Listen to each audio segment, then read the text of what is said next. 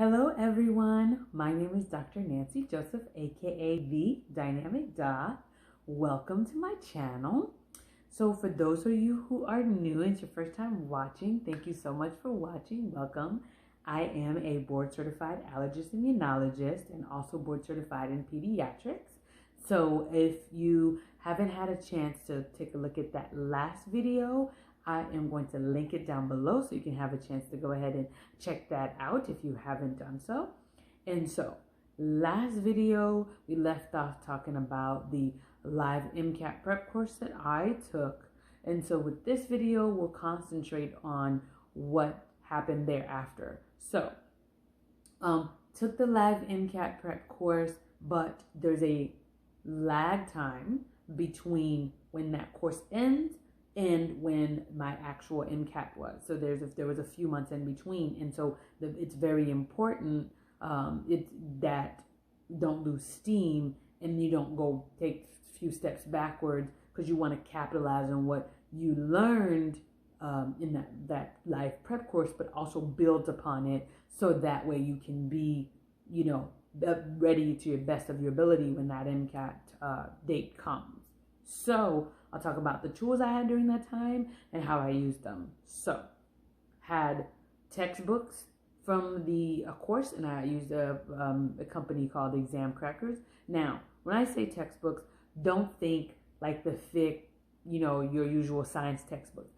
These are really little thin books that were separated by subjects, including organic chemistry, biology, etc. So there's a verbal portion at the time. I think the MCAT format's a little bit different now than it was back then.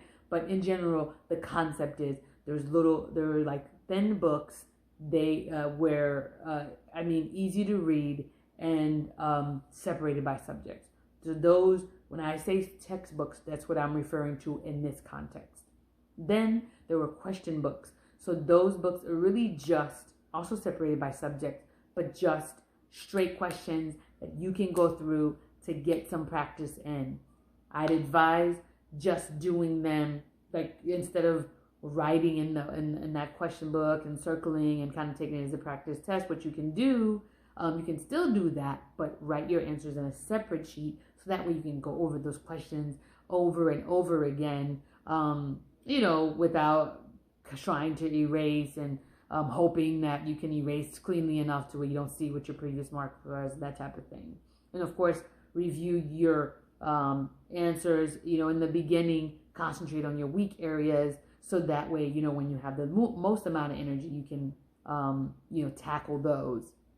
And then I'm a visual learner. I learn best with like paper textbooks and things like that, which is why I feel like, the live prep course was the best for me. And so I'm also big on highlighting and underlining, things like that. So I like textbooks for that reason, because I can do that there and it just helps me retain it better. So there's books, question books. So additionally, this company had what they called audio osmosis. And it was basically two individuals that were going through the subjects and going through the content, but doing it in a more memorable way. Just the way that they explained it was just helped it stick better, as opposed to just kind of filling your head with information and hoping you remember it. The way that they explained it, the way that they talked about it, made it very memorable, and that's one of the main things I really liked about that program and that company. So how did I fit those in? So number one, I want to say I took the time off. So I wasn't in school because I had finished college and I wasn't working. So I told myself I'm going to treat this studying like a full-time job. So that's what I did for, the whole day. I would wake up, eat breakfast, you'd have your meals, you have your, your breaks for meals, and we'll talk about breaks in a minute. And I would just study. So I did the textbooks and question books during the day, but at night I would just put on the audio osmosis. I would listen to it in bed and then until I fell asleep. And that's kind of how I got those in. And it was easier to do so with them because with that, I just concentrated on listening. You don't want to concentrate so much on like, oh, I got to remember that. Oh, I got to remember that. You just really I just concentrate on, you just concentrate on listening to understand. So audio osmosis, textbooks, question books. That's that. Now, breaks. A very important piece of studying is breaks. So you want to make sure that you have scheduled breaks, because you don't want to do 8 hours of studying straight on. You are going to be mentally fatigued. You do study breaks, and they're going to be scheduled, because if you don't schedule them, your brain will take them for you. And you're going to be studying, thinking, okay, I have to concentrate, I have to push through. Next thing you know, you're thinking about what you did last weekend, what you're going to do this weekend. You're staring out the window, thinking about your favorite song, and then you think about your favorite music video, and now your studying becomes ineffective and you're all thrown off. So first you have to learn also what your threshold is. For me, it's about an hour. So I try to take, little breaks.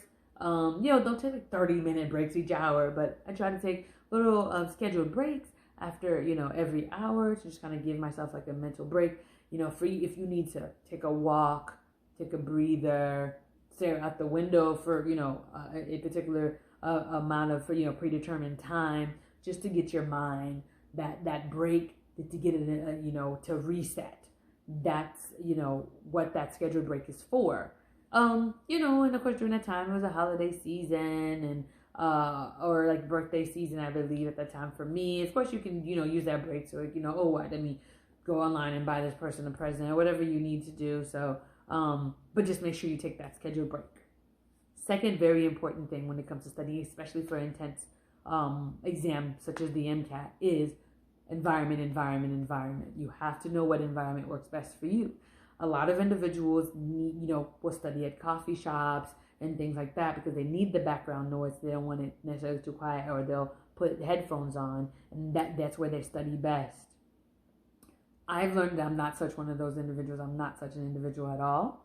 I am just not such an individual. That's just not me.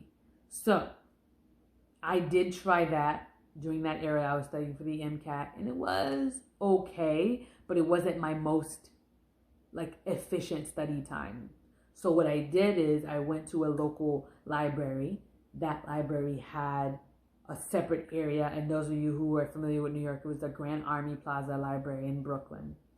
It's a large library, and it's a separate area for quiet time, or a quiet area. That area was just a quiet area where I can focus, and the only noise that you'd hear is people typing on their keyboards, but there's no talking or people running around, and that really helped me to focus. That was kind of like the first thing I did, but I also was fortunate enough to have access to a local medical school library, and that was, I feel like, the best environment for me, because I feel like that library was, it's for intense studying, because of course a lot of medical school, students would study there. And so it was a great environment. And again, I would carpool with a family friend, get there in the morning, study, do those study breaks, like I talked about earlier. And then I had a cafeteria downstairs, so I'd go heat up my lunch, or, if I didn't bring lunch that day, get lunch. But then I was already in the building, so I can just go right back to my studying. So that was great for me, and it really helped me stay focused, and you're already in that productive environment. That was a very important piece of the puzzle for me.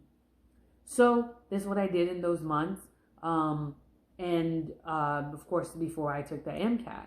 So while this is happening, a very important opportunity came about. So in the next video, I'll talk about what that opportunity was, what ensued, and also I'll talk about taking the MCAT and the result of that. So stay tuned for more of my story, the Dynamic Doc journey. And please don't forget to like, comment, and subscribe. And so I'll see you in the next video. Be blessed. Peace.